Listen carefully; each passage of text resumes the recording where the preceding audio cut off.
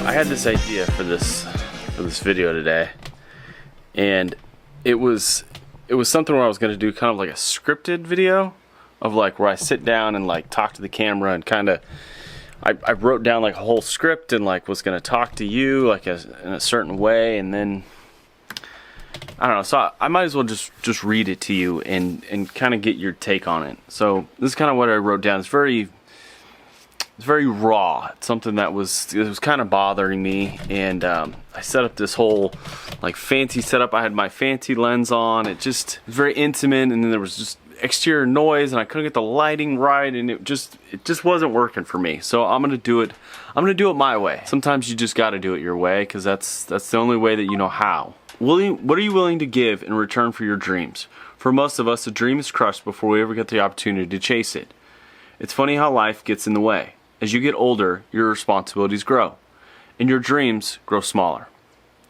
They almost shrink, and you are left without any dreams at all. Except the dream that maybe you wished you would have chased those dreams. But what if you did chase that dream? What if you chased that desire? What would happen? The likelihood is you'd just be broke.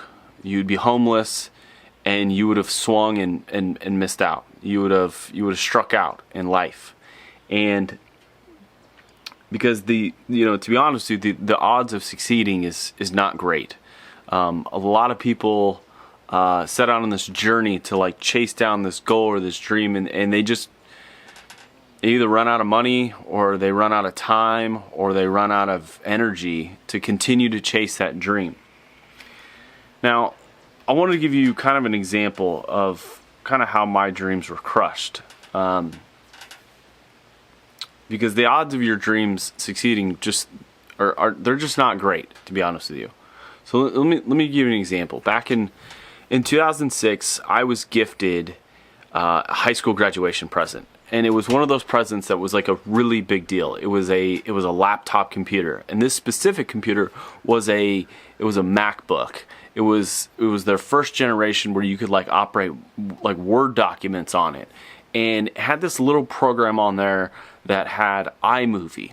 And if you're not familiar with iMovie is essentially video editing software that comes stock on the Macintosh computers. It was crazy. It was one of those things that I had never been privy to, like video editing or anything. The way we edited movies or anything was with the stop and record button. That's how you edited. When you were done with the take, you would hit stop, and then whatever the next scene was you would hit record, and then that would be the next part of the movie.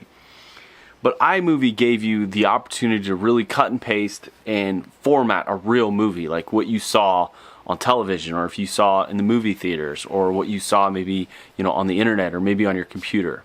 And this gift that I was given, this laptop, was really meant for like college. It was meant for like school. And I took it that summer, that graduation summer, and I did something with it that I didn't really know what I was doing, but I knew it was fun.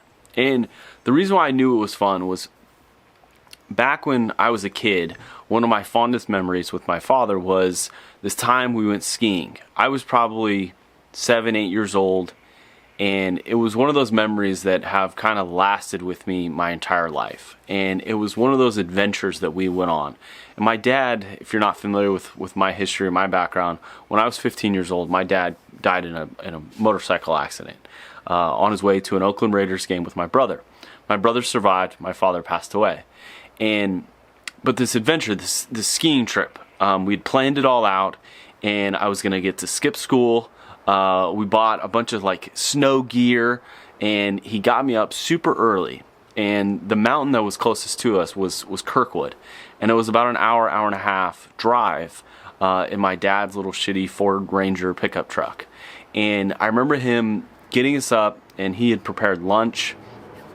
And we got in the truck. I was all sleepy-eyed. He had a thermos full of coffee, like real like Stanley style thermos.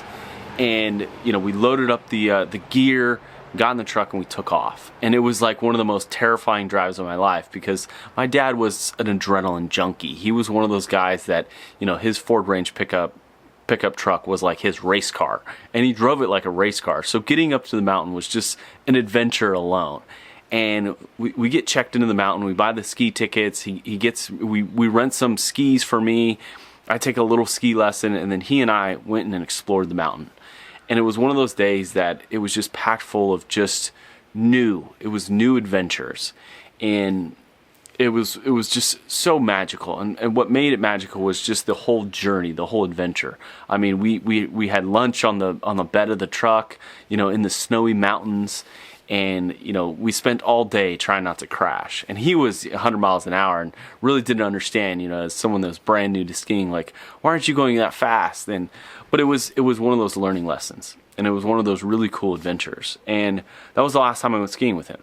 After he died, my best friend Eddie and my now mentor, his stepdad Jeremy, took us up snowboarding.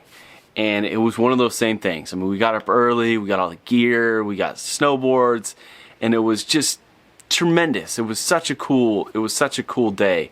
But what I remember most about that day was I was horrible at snowboarding, like absolutely terrible. Like everything that I remembered, like with my father and having so much success on skis, I didn't have with snowboarding. Snowboarding was something that was brand new. It was totally different for me. And I remember, after that day, I went home and I bootlegged a bunch of snowboarding videos. And they were like from Trans World, or they were from the Forum snowboarding team.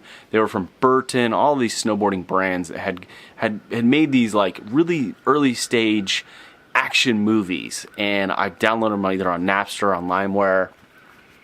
And I remember watching them and trying to study them and really learn how these guys were snowboarding. And again, these guys were doing massive airs. I mean, massive jumps. They were doing cliff jumps. They were jumping from snowmobiles. They were doing all kinds of stuff that I just was not in my world.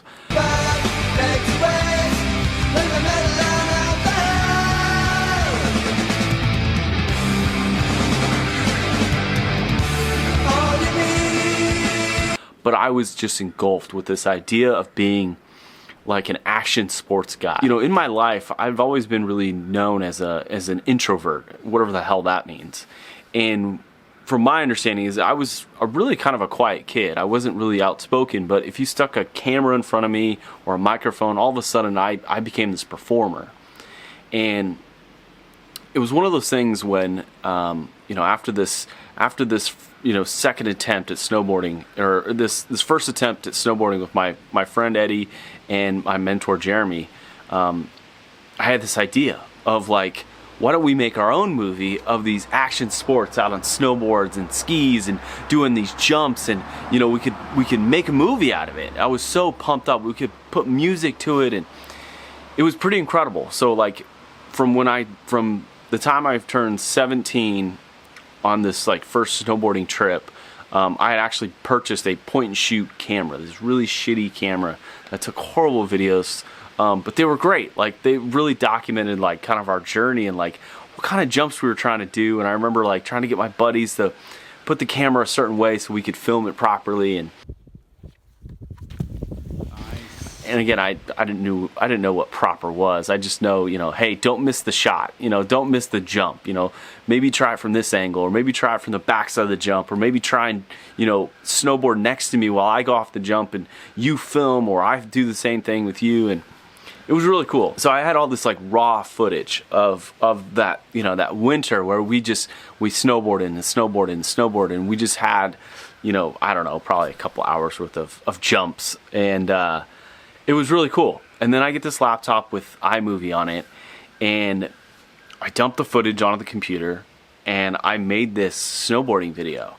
And it was one of those videos that I didn't know what I was doing with iMovie at all. I just literally put, a collaboration of us, having these adventures, just documented. Essentially, it's just all the jumps. And I put like bootleg music onto it, and I burned it onto a DVD. The laptop that I was gifted had a DVD burner, so I could literally burn my own movie. And I remember writing on the disc and showing the movie to my family and friends, and I thought it was just so freaking cool. And then that dream ended. I went to college. I attempted to play college football, and then after that I went and got a job. And the idea of making these action films, I'd probably made, I don't know, 3 or 4 of these little movies. We did it with wakeboarding, we did it with some snowboarding times, and they were super fun to make, and it was just a blast. But I stopped, and like I didn't have anywhere to distribute it. Like this was back in 2005, 2006, 2007, and YouTube really wasn't a thing yet. And it was one of those, now I look back on it and it's like, why didn't I keep doing that? And really there wasn't a path. Like I didn't have anyone around me that also made movies or knew anything about that world. And I didn't chase it, which is so disturbing, because it was one of those passions that I was just so energized by it. And I laugh now at the sheer fact that, I've spent the last year and a half kind of documenting my life, documenting my family's life in these adventures with Adventurous 3 and my daily vlog, and that's all I really want to do. All I really want to do is just make these action movies. And I think it's one of those neat things. And after today, writing and kind of understanding what I was trying to work on today, I realized that's really what I want to do with this channel. I really want to document the adventures, and I really want to document the fun things in life. And I'll document some of the sad things too, but it's one of those things that I want to encourage you, that if you have a passion, go find that community. That was one thing I didn't understand. Back in 2005, 2006, there was a group of people that made movies like this. And it was one of those things that I didn't really understand or know how to go do. I was influenced by people who thought I should go to college and get a job and buy a house and buy a car and get married and have kids and go down a really regular path.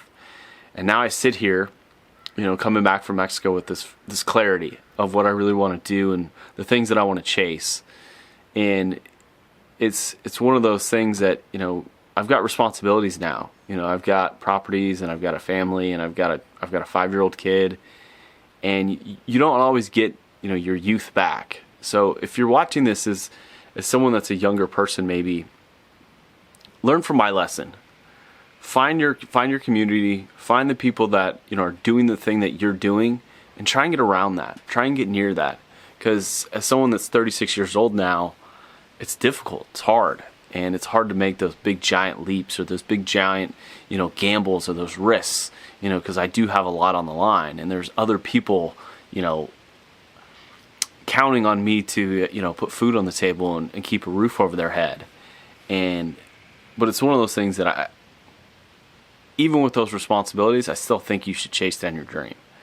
And it's one of those things that, you can't take money with you. You can't take the houses with you. All you can take with you is the life that you lived, and the experiences that you had, and the people you influenced, and the people that you encouraged. And that was one of the things. Yesterday, my son was walking through the airport, and we were gonna go through TSA or Border Patrol or U.S. Customs or one of those, and he puts his hat like sideways like this, and I'm like, "What are you doing? You look like an idiot." And I caught myself. I go, why the hell does it matter? Like, why am I like sending this? Why am I putting this guilt on this kid? Why am I judging him? I mean, he's 5 years old. Wear your hat however the hell you want. You're not going into a job interview. You're not trying to impress anyone. What are they not going to let you into the country? Like, you've got a passport because your hat's sideways? Like, that doesn't make any sense. And it was one of those things. It was a reminder yesterday. So I, immediately I caught myself. I go, dude, wear your hat however you want. Like, no one cares. I don't care. Like, and if they do care, it's none of their business. It's none of your business either. Whatever makes you feel good, whatever makes you, if that's the way you want to look, that's the way you want to look. And, is it something that I would encourage him to do walking into church or a job interview? No, absolutely not. But it is one of those things. You're sitting through line, bored, you want to wear your hat like that? Who cares? But it just was a reminder to me today to make this video was to chase the passions. Do the things that are, odd or weird or strange or, dress unique. Be yourself. And if you find a passion like I did, back in 2005, 2006 with iMovie and documenting my life through snowboarding videos, do it. Like, what do you have to lose? Nothing. You can always get a job. You can always chase down that passion. Like, you can always, like, if you run out of money, like, someone will let you sleep on their couch. And worst case scenario, you got to go camping, aka sleep under a bridge. But don't ever stop chasing down that dream. Don't ever let other people influence you to wear your hat, straight. Because honestly, it doesn't matter at the end of the day. What you think about yourself is way more important than what other people think about you. Anyways, it's just been a weird, odd day. Yesterday was a long travel day, and I felt like I needed to get that off my chest. I wanted to share that story with you, and maybe to inspire you to chase your dream, and maybe inspire you to, find your community, find the people that are doing the things that you want to do, and go join them. And if no one is, then maybe you're blazing a path. Maybe you're going to be the next one. Maybe you're going to be the next first. For me, I had an opportunity. I had a really good opportunity to start a YouTube channel way back in 2006. And I didn't do it. And is that a regret? Some days, yeah. But today, I'm making little movies. Hell, maybe they're big movies. Maybe this is going to be the movie that, gets seen by millions of people. You never know. So, we'll see you tomorrow.